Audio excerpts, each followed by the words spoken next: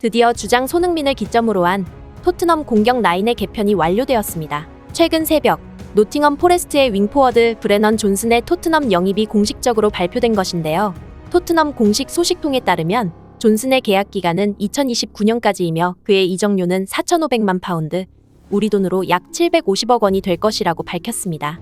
이 소식에 많은 팬들은 드디어 손흥민이 원톱 스트라이커 자리로 이동할 마지막 퍼즐이 맞춰진 상황이라며 반기고 있는데요. 새로운 선수의 플레이 성향과 토트넘에서 맡을 포지션에 대해, 그리고 새로운 선수 영입에 따른 손흥민의 포지션 변화는 어떻게 이어질 예정인지 글로벌 사커에서 자세하게 알려드리겠습니다.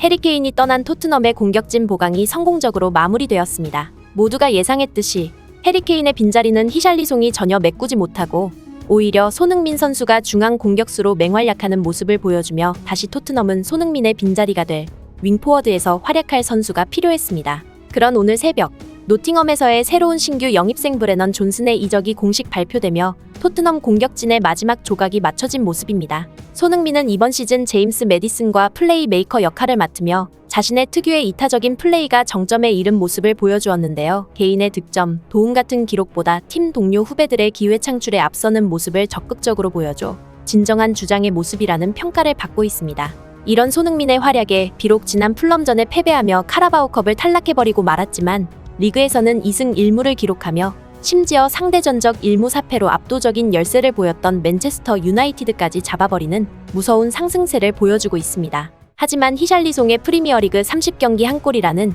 역사상 최악의 원톱 공격수의 모습을 보여주고 있는 상황 때문에 공격수의 부재가 피부로 와닿는 모습이었습니다. 히샬리송은 에버튼에서 4시즌 동안 43골을 집어넣어 한 시즌당 평균적으로 11골을 넣는 선수였는데요.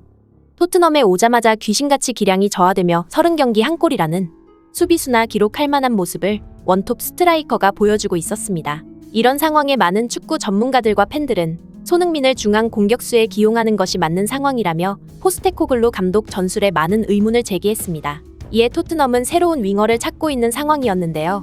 앞서 영국 축구 소식지 텔레그래프는 토트넘은 이번 주 내로 존슨과의 계약을 마무리 짓기 위해 이적 협상을 시작할 예정이다. 존슨은 현재 토트넘의 매우 진지한 타겟으로 고려되고 있으며 토트넘의 공격진의 한 축을 맡을 수 있는 미래 자원이다 라고 보도하기도 했습니다. 브레넌 존슨은 웨일스 국가대표 출신으로 측면 공격수와 중앙 공격수를 모두 맡을 수 있는 멀티성 있는 자원이지만 노팅엄에서 주로 윙포워드를 맡으며 측면에서 자신의 장점을 폭발시키는 모습을 보여주었습니다. 특히 많은 축구 팬들은 브레넌 존슨의 이적 소식을 접하자 존슨의 스피드는 때때로 자신이 제어하지 못할 정도라고 느껴질 정도로 빠르다. 프리미어리그 내에서도 손에 꼽히게 빠른 스피드를 보여주며 아직 어리고 미숙하기 때문에 오프사이드 라인에 자주 걸리는 모습을 보여주지만 한번 라인 브레이킹을 성공시키면 수비수들은 따라잡는 것을 포기하는 수준라고 반응하기도 했습니다. 이런 브레넌 존슨 이적 확정 소식에 축구 전문 기자들의 토트넘 공격진 개편에 대한 반응도 쏟아지고 있는데요.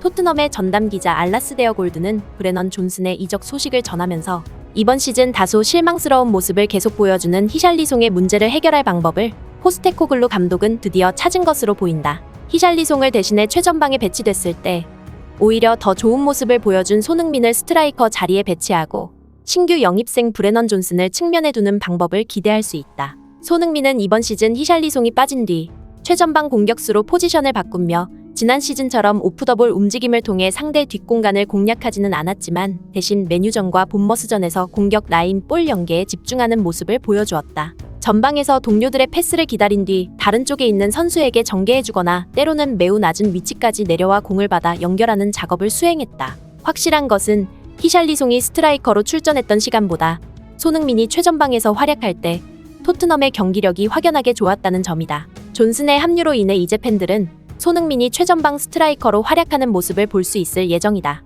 라고 보도했습니다. 이 보도와 마찬가지로 손흥민은 이번 시즌 상대의 골문을 직접 타겟하는 역할보다 주변 동료들을 돕는 데 힘쓰는 모습을 보여주고 있습니다. 자신의 메인 포지션인 측면에서 공을 받더라도 수비수들을 밖으로 이끌어낸 뒤 다시 동료에게 패스하는 방법으로 공격을 풀어나갔습니다. 어느 정도 축구로 정점에 이른 선수들에 대해 한국 팬들은 축구도사라고 부르고 있는데요. 지난 3경기 모두 손흥민은 바로 그 축구도사 모드로 경기에 임했습니다. 자신은 희생적으로 측면에서 수비수를 끌어내거나 직접 안쪽으로 돌파에 들어가며 상대 뒷공간을 노리는 우도지나 파페 사르에게 패스를 내주는 플레이메이커로서의 모습을 보여준 것이죠. 지난 리그 3경기에서 손흥민은 공격 포인트를 기록하지는 못했지만 오히려 공격 포인트를 기록한 동료 선수들보다 높은 평점을 받은 것만 봐도 축구도사 손흥민이 경기에 끼치는 영향력이 어느 정도였는지 확인할 수 있는 대목이었습니다.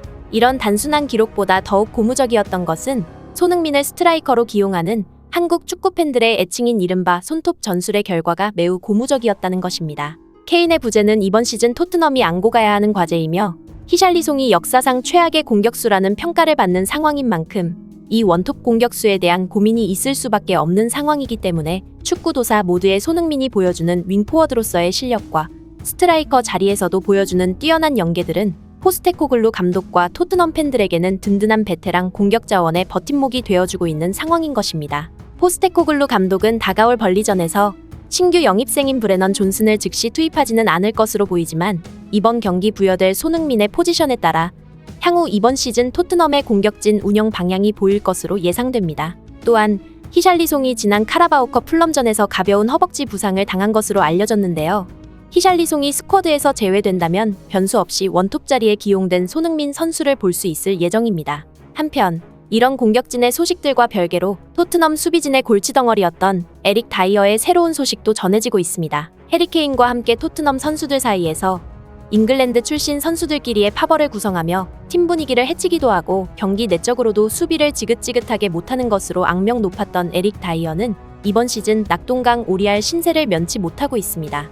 해리케인이 떠나고 잉글랜드 파벌이 약해지며 손흥민이 주장을 맡고 선수들을 통솔하자 포스테코글루 감독은 기다렸다는 듯이 에릭 다이어를 모든 경기 스쿼드에서 배제시키고 있습니다. 이런 상황에서 다이어는 자신의 절친인 해리케인이 속해 있는 바이에른 뮌헨으로 역오퍼를 제안하며 자신을 영입하라고 말도 안 되는 시도를 한 것으로 전해졌지만 이미 바이에른 뮌헨에는 김민재, 우파메카노, 데리우트 등 에릭 다이어와는 비교도 되지 않을 월드클래스 수비수들이 버티고 있기에 이 시도가 무산된 것으로 알려지고 있습니다. 주장 손흥민이 등장하며 오히려 더 토트넘 내에서 설 자리가 없어진 다이어이지만 끝까지 구단에 민폐를 끼치고 있는 상황도 전해지는데요. 다이어는 토트넘에 대한 애정이 단 하나도 남지 않은 모습을 보여주며 이적 없이 오직 임대로만 팀을 떠날 것이며 계약 만료까지 그 어떤 팀으로도 이적하지 않겠다는 입장을 보여주고 있습니다. 과거 손흥민 선수에게 필드 위에서 소리치는 모습으로 한국 팬들에게 미운 털이 박힌 다이어지만 토트넘에 자신의 이적료를 단 한 푼도 줄 수 없다는 태도로